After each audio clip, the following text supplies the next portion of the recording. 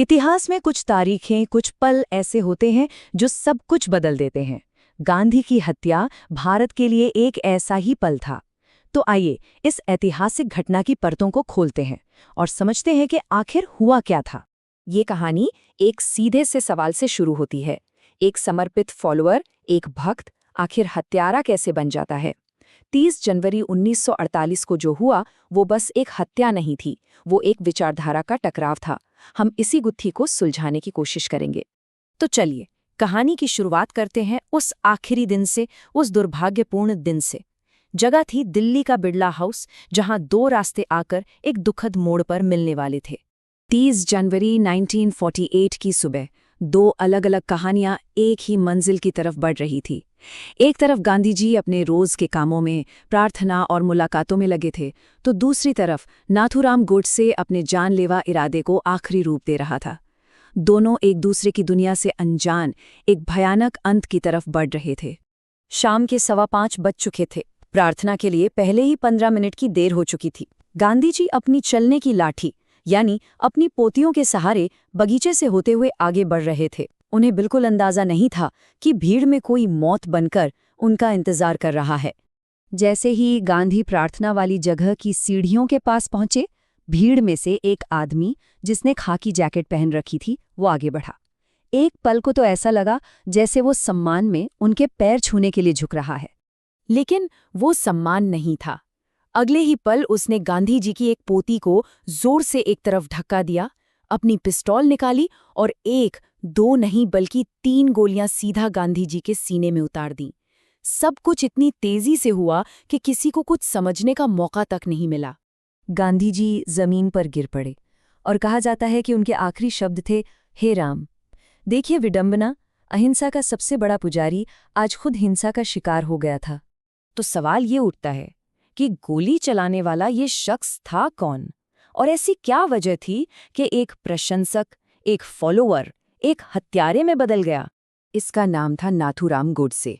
और सबसे चौंकाने वाली बात यह है कि गोडसे कोई जन्म से गांधी का दुश्मन नहीं था, बल्कि एक जमाना था जब वो गांधी को अपना गुरु मानता था और उनके सविनय अवज्ञा आंदोलन में भी शामिल हुआ था। तो फिर बदला क्या? ये बदलाव आया साल 1942 के आसपास। गांधी की अहिंसा वाली सोच से उसका विश्वास उठ गया और वो विनायक दामोदर सावरकर की कट्टर हिंदू राष्ट्रवादी विचारधारा से बहुत ज्यादा प्रभावित हो गया। उसे लगने लगा कि गांधी की नीतियां हिंदुओं को कमजोर कर रही हैं। इस बदलाव को ठीक से समझने के लिए हमें गॉडसे के अपने तर्कों को देखना होगा, जो उसने अदालत में अपने बचाव में रखे थे। अपने लगभग 30,000 शब्दों के लंबे बयान में गोडसे ने एक एक करके वो सारी वजह गिनाई जिनके कारण उसने गांधी को मारने का फैसला किया। उसके हिसाब से गांधी राष्ट्रीय आंदोलनों को अपनी मर्जी से चला रहे थे।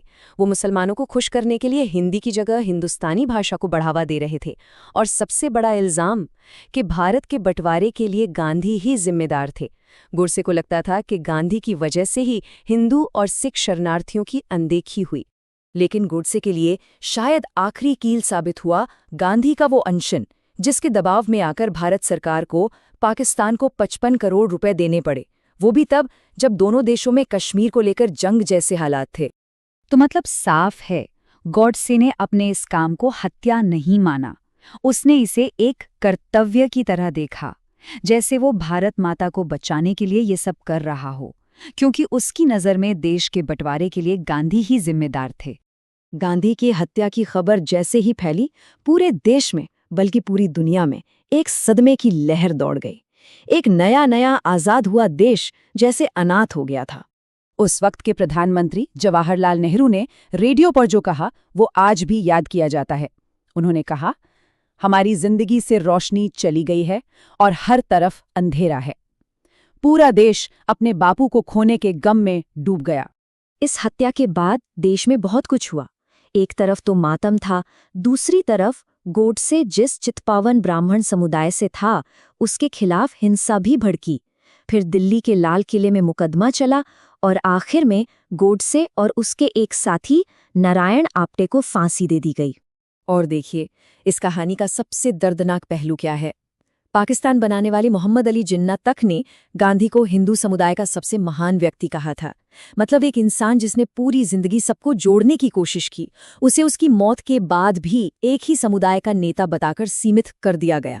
गांधी की हत्या अपने पीछे एक ऐसा सवाल छोड़ गई है जो आज भी उतना ही जरूरी है जितना तब था।